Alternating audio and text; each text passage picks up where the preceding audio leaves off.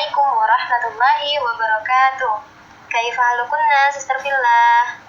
Alhamdulillah kita masih bisa bertemu di kesempatan hari ini untuk melanjutkan pembelajaran kitabah kita dari yang minggu lalu. Namun sebelumnya, marilah kita berdoa kepada Allah Subhanahu wa taala terlebih dahulu. Bismillahirrahmanirrahim. Rabbi zidni ilma warzuqni fahma waj'alni minas sholihin. Ya Allah, tambahkanlah kepadaku ilmu dan berikanlah aku rezeki akan kepahaman dan jadikanlah aku termasuk golongan orang-orang yang saleh. Amin.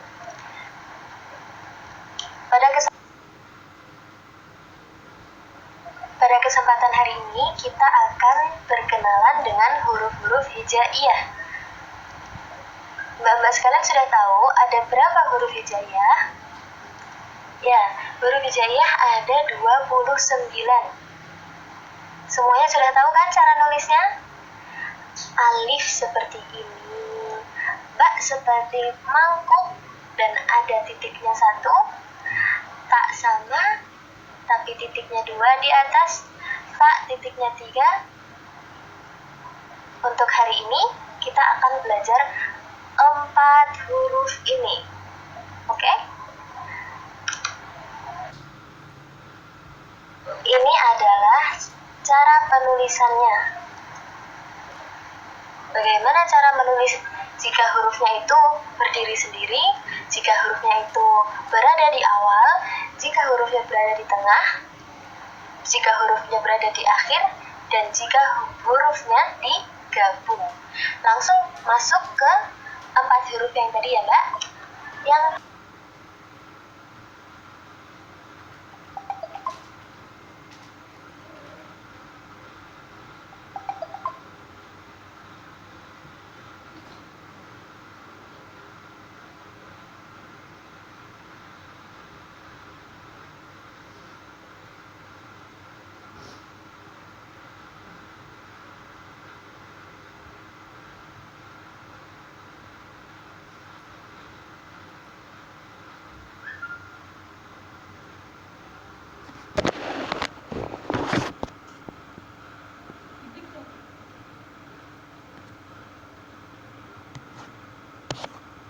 selanjutnya ada huruf ba. Pada huruf ba ini, jika dia berada di depan, maka dia akan seperti ini. Seperti membuat lengkungan yang pertama, dan selanjutnya langsung bisa disambung dengan huruf di belakangnya. Seperti ini ya, background. Di ba-nya di depan. Nah, untuk ba yang di tengah seperti ini. Di depannya ada huruf, lalu disambung dengan huruf ba, lalu disambung lagi dengan huruf yang lain. Contohnya, tobibun. Yang mana yang di tengah ba-nya? Yang bi. Dia, depannya ada huruf to, belakangnya ada huruf ya. Cara penulisan ba di tengah, seperti kita membuat mangkuk kecil. Jika ba asli yang berdiri sendiri itu bermangkuk besar, kita jika membuat ba di tengah itu seperti membuat mangkuk kecil, jadi tidak usah besar-besar. Nah, untuk ba yang di belakang seperti ini. Contohnya adalah tolibun, ba-nya di belakang. Bun. Nah, itu penulisannya ba itu nempel dengan huruf sebelumnya. Jika huruf sebelumnya bisa disambung juga. Jadi, kita membuat seperti mangkuk besar juga, tapi kita sambung dengan huruf sebelumnya. Lanjut. Ketika ba berdiri sendiri, dipisah.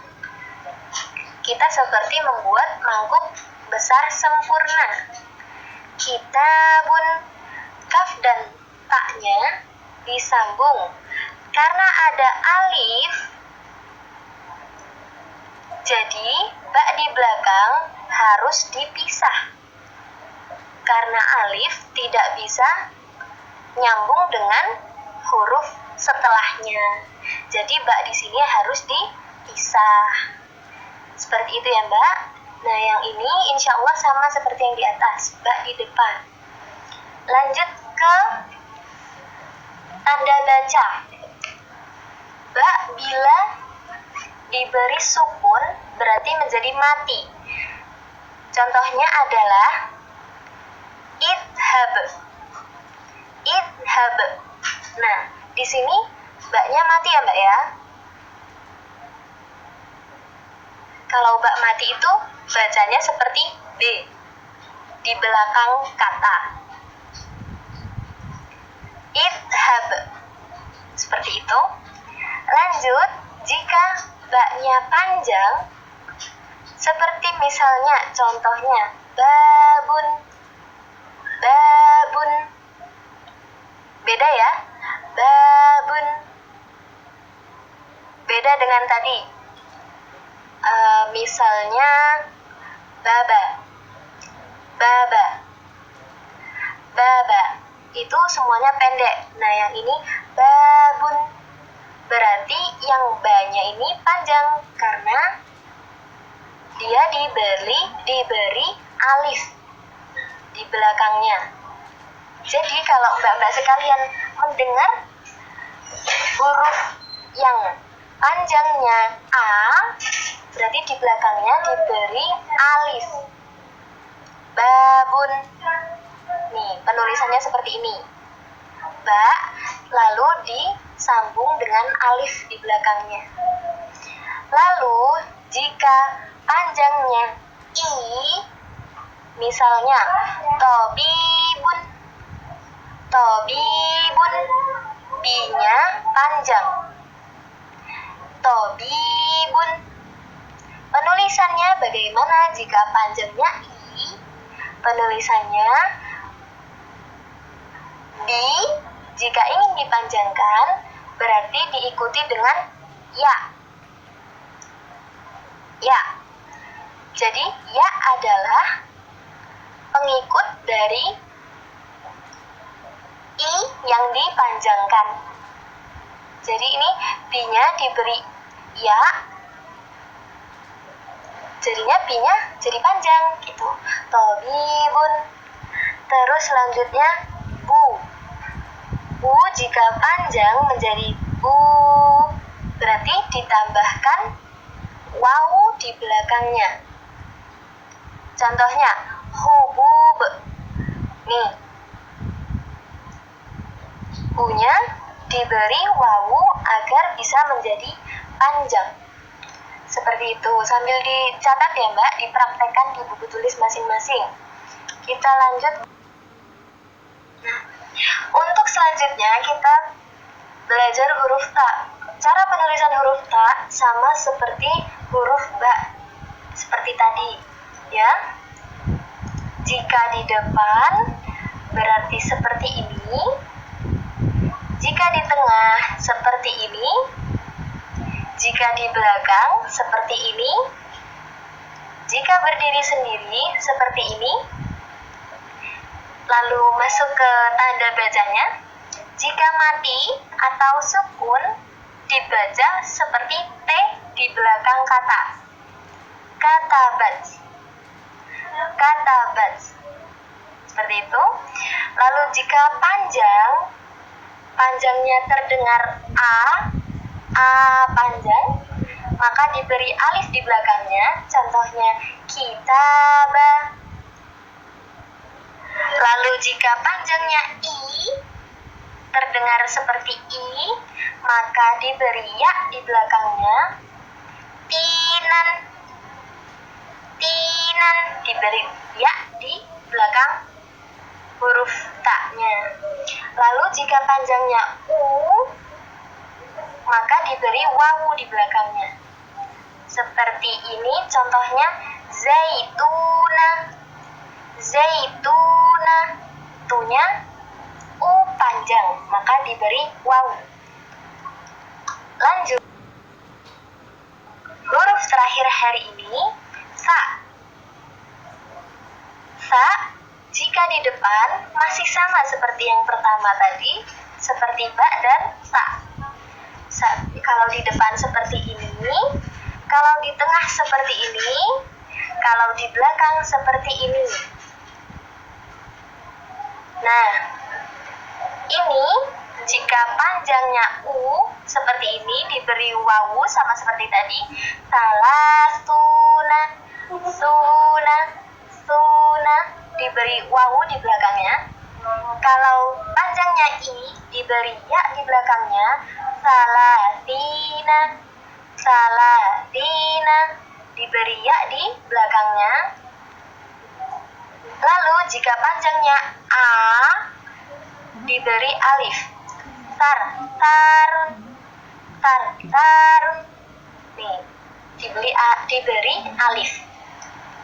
Ini sama ya seperti yang di atas, diberi ya karena dia panjangnya si, si. Seperti itu. Nah, untuk selanjutnya kita latihan soal.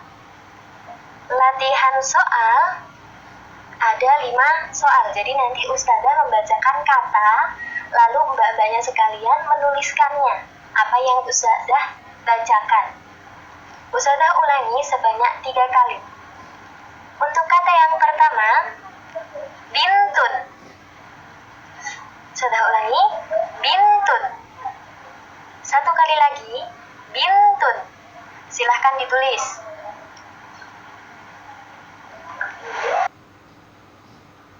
Sudah? Sekarang kata yang kedua. Babun. Babun. Sudah? Sekali lagi. Babun. Lanjut. Kata yang ketiga. Tis'atun. Tis'atun. Tis'atun. Ditulis ya. Lanjut. Kata yang keempat. Samaniyatun. Samaniyatun. Samaniyatun. Sudah? Lanjut. Kata yang kelima.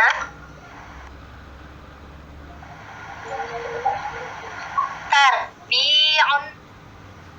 Tarbi'un. Terakhir, tarbi'un. Sudah. Ditulis ya Mbak, lalu dikumpulkan di WA-nya Ustazah Dinda di Japri ya. Difotokan hasil tulisannya lalu dikumpulkan di Japri WA-nya Ustazah Dinda yang nomornya ada di grup kelas 7C. Alhamdulillah telah selesai pembelajaran kita. Mari kita membaca doa kafaratul majelis bersama. Subhanakallahumma wa bihamdika asyhadu an la ilaha illa anta astaghfiruka wa atubu ilaik. Wassalamualaikum warahmatullahi wabarakatuh.